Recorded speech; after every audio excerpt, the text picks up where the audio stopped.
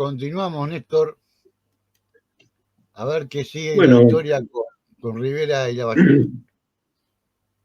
decíamos que Rivera, que se había peleado con Lavalleja ya en 1826, pasa para Argentina. Uno de los motivos era porque o sea, Rivera en 1820 traiciona a Artigas y se pasa al bando de los portugueses. Después se pasa al bando de los brasileños. Ya habían disputado en 1800, finales de 1822 y principios de 1823, con Lavalleja y con Oribe, con Manuel Oribe,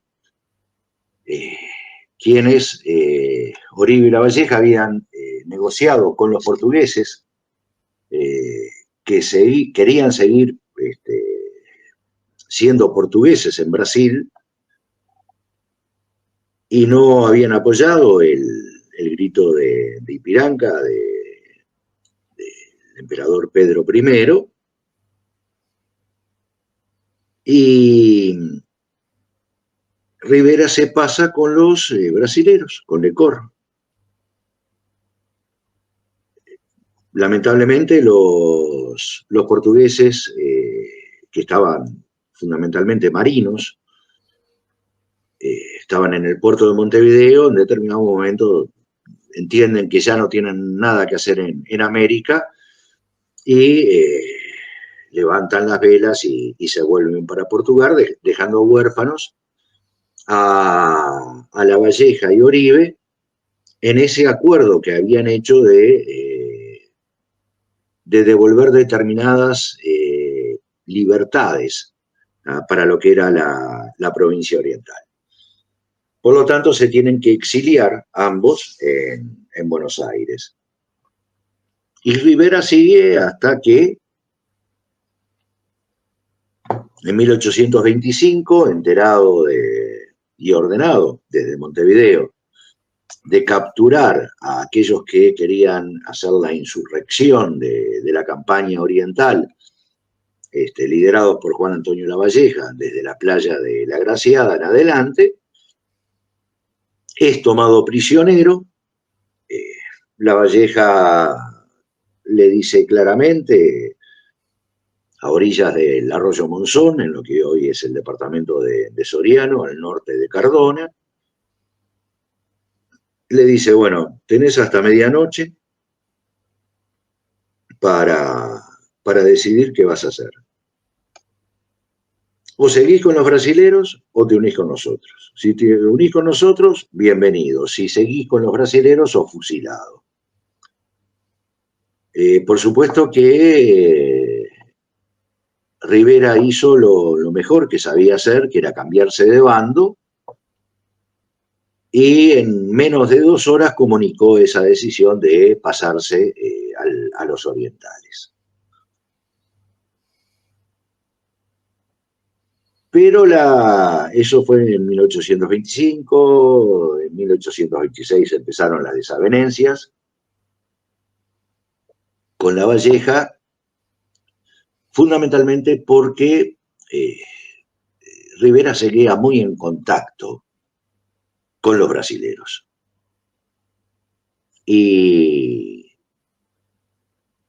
bueno, esa ruptura se da con lo que es la ida de Rivera hacia Argentina, abandonando el ejército oriental. Estaba en Entre Ríos, es llamado a Buenos Aires para poder que diera cuenta de sus contactos brasileños y por qué los seguía manteniendo y qué estaba planeando y demás, pero logra, con la ayuda de Lavalle, no ir a Buenos Aires, y ya caído Rivadavia, Lavalle convence a Dorrego de darle un ejército a Rivera para que tome las Misiones Orientales. O sea que era una vieja idea que ya tenía Artigas de hacerlo. En 1819 trató de hacerlo con Andresito, pero se fracasó. Y bueno, esa idea de Artigas la presenta como de él, Fructuoso Rivera, y la plantea para que le ayude. Y se le da un ejército. Tal es el conflicto que se seguía manteniendo con Lavalleja que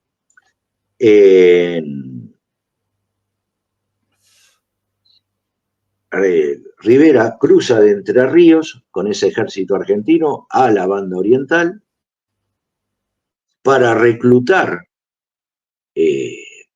gente que le era afín, para sumarlo a sus huestes. Inclusive reclutó, invocando la memoria de Artigas, a 200 lanceros charrúas, entre ellos Baimaca, Perú. Bueno, con toda esta gente toman en 20 días las Misiones Orientales, pero tienen que devolverlas. Y bueno, él promueve, hablando de publicidad y demás, promueve con los caciques guaraní misioneros, miren que se la van a ver mal, porque ustedes me apoyaron, y bien llegué, en 20 días teníamos tomadas las 7 ciudades, la van a pasar mal cuando vuelvan los portugueses y ustedes estén acá. Y resulta, bueno, que se forma un cabildo con los caciques guaraní misioneros, los cuales resuelven y le piden a Rivera que lo lleve, que ellos quieren ahora abandonar ese territorio y vivir en la banda oriental. Cosa que hace Rivera. Previamente se llevaron todas todo lo que era de oro y de plata de las iglesias, hasta las campanas, 8 campanas, 200.000 cabezas de ganado, todo lo que pudieron llevarse se lo llevaron, y 8.000 y pico de guaraníes, con los cuales, después de idas y venidas con el ejército brasileño, logran un acuerdo y empiezan a cruzar el río Cuarén los últimos días de diciembre, entre el 29 y el 31 de diciembre, el río Cuarén, y se instalan a una legua en la desembocadura del arroyo Guadaripí con el río Uruguay, y se funda lo que se llamó la colonia del Cuarén de Santa Rosa de la Bella Unión, hoy Bella Unión. Desde ahí, Rivera manda una carta urgente pidiéndole a sus amigos de las postas que le den al jinete el mejor caballo que tuvieran siempre, para que llegase lo más rápido a Canelones, que era donde estaba instalado el gobierno de lo que era la provincia oriental, dado de que seguía ocupado Montevideo por los brasileños,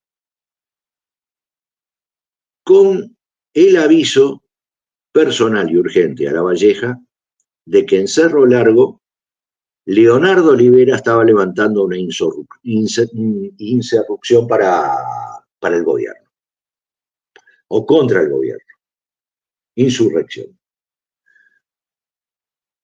Y hecho que era mentira.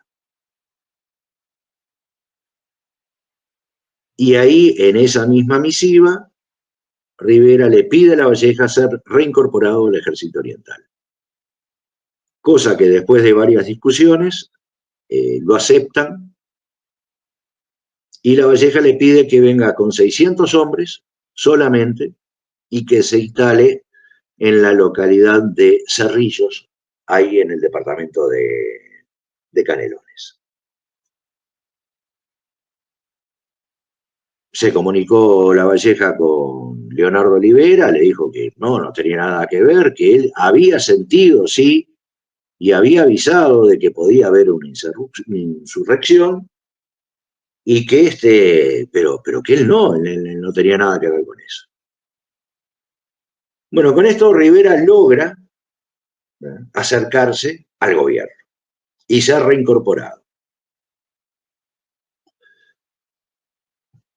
Posteriormente, enterado de que San Martín estaba en Montevideo, le escribe una carta diciéndole que le encantaría abrazarlo y saludarlo y demás, pero que él se había jurado que no iba a pisar Montevideo hasta que los brasileños se fueran. Que en definitiva era que él no podía llegar a Montevideo donde estaban los brasileños porque los había traicionado y tenía miedo de que tomaran cuenta de eso. Pero eso es lo que le dice a San Martín. De todos modos, se encuentran a las afueras de Montevideo con San Martín en una fiesta que se había hecho en honor al onomástico de San Martín, el 19 de marzo, el día de San José, y Fructuoso Rivera se llamaba José Fructuoso Rivera, y es invitado también. En esa fiesta se cuenta de que la anfitriona, Awkward,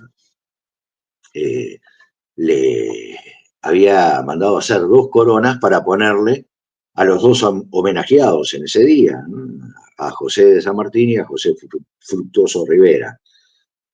Y que las mujeres no quisieron entregarle la corona a Rivera, no por discrepancias políticas, sino porque sabían que era muy mujeriego Rivera. Muy enamorado, dice textualmente el relato. Y bueno, San Martín empieza a notar de que si bien estaba siendo bien recibido, y muy apoyado económicamente, además, por un sobrino de Artigas, Gabriel Antonio Pereira,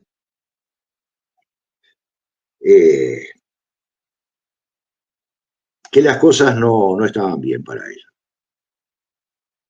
Le escribe una carta a O'Higgins en esos últimos días de marzo a Chile, o sea, enviada a Chile, diciéndole de que, o sea, entiende de que su presencia no es beneficiosa, ni para él ni para estas provincias, y que se va a retirar a Europa.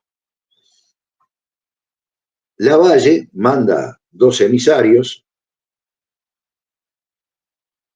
para tratar de negociar con San Martín y ofrecerle la gobernación de Buenos Aires y el mando del ejército, para que sofocara a los focos rebeldes federalistas.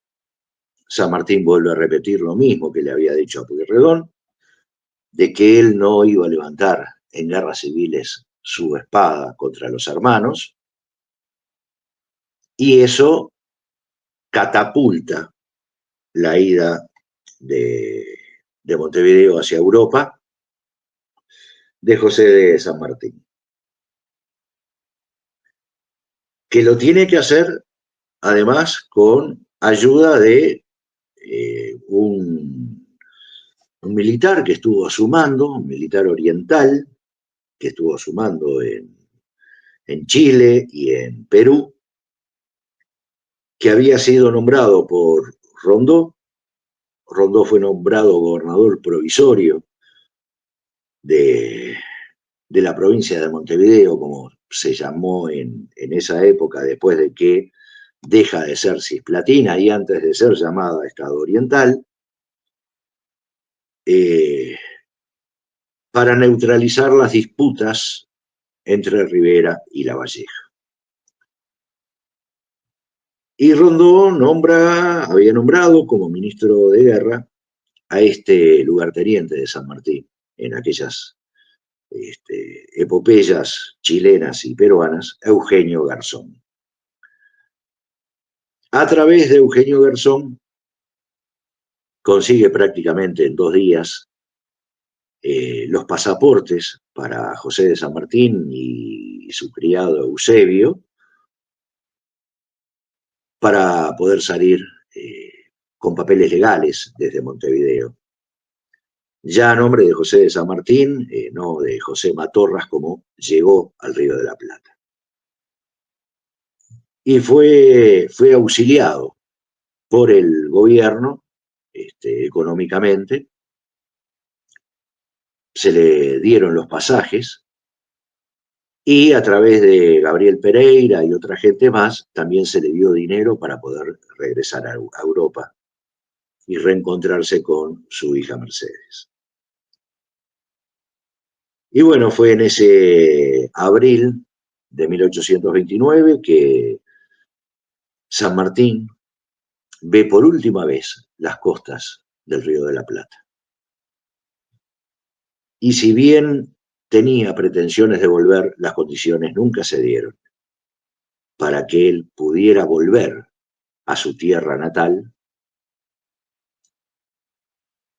durante 20 años. Y bueno, fue así que, acribillado y desalentado por las propuestas de Lavalle, por todo lo que decía la prensa sobre él, es que se va, como dijera Alejandro Sanz, con el corazón partido hacia Europa. Quería saber, Ricardo, qué sucedió con Lavalleja y Rivera.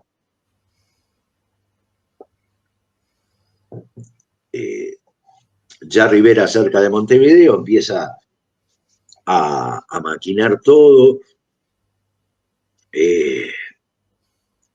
empieza a manejar los cargos de los legisladores, dado de que la Constitución, que se jura el 18 de julio de 1830, indicaba que era una elección indirecta.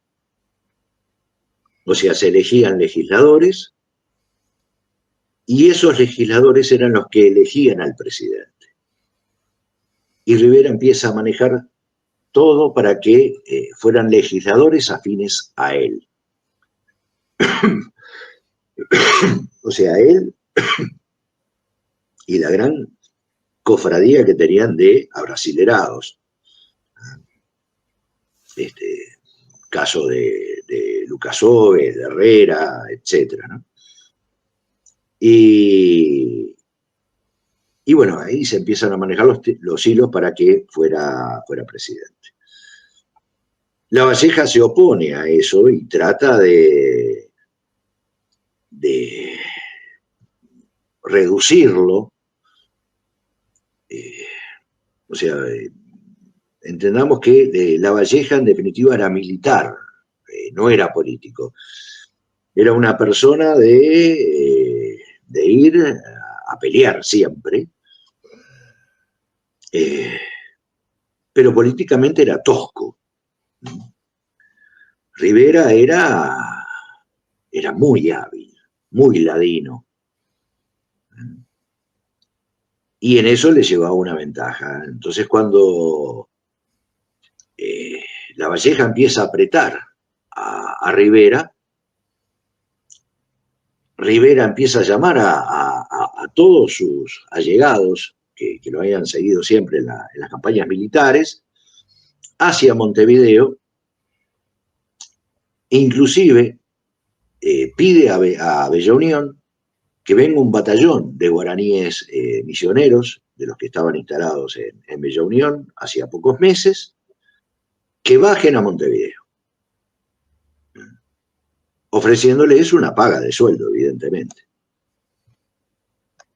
Pero Rivera no era una persona que tuviera discreción ni con dineros propios ni con dineros ajenos. Por lo tanto, llamó a los guaraníes misioneros y no les empezó a pagar lo que le había convenido. Bueno, esto conllevó a que se sublevaran los guaraníes misioneros y que tomaran un bastión militar que tenía Rivera, lo cual se da una lucha donde caen algunos muertos y toman 2 prisioneros. Y con esos 2 prisioneros de rehenes le exigen la paga a Rivera o los ejecutaban. Rivera trató de disuadirlos y demás hasta que ejecutaron a uno de los rehenes. Ahí apareció enseguida la plata y Rivera les pagó y se salvó el otro de los rehenes. ¿Quién era el otro de los rehenes? Venancio Flores. O sea, si los guaraníes misioneros hubieran elegido para ejecutar en vez del que eligieron a Venancio Flores, Venancio Flores no hubiera hecho su estreno de armas el 11 de abril de 1831 en Salsipuedes, matando a los charrúas. No se hubiera producido la que él llamó Cruzada Libertadora, no hubiera sido quizá ejecutado en Paysandú Leandro Gómez, y no se hubiera sufrido la humillación ética e histórica de haber participado en la guerra contra el Paraguay, conjuntamente con Argentina y con Brasil. Pero bueno, a la postre la disputa por conseguir cargos afines la gana Rivera, y Rivera es nombrado el primer presidente electo en noviembre de 1830, del cual como hablamos en otros programas, la primera acción de gobierno que hace prácticamente es resolver el exterminio de los charrúas. Y bueno, el general Lavalle, aquel que trató de seducir a San Martín de que tomara el gobierno de Buenos Aires y el liderazgo militar de las provincias argentinas para combatir a los federales,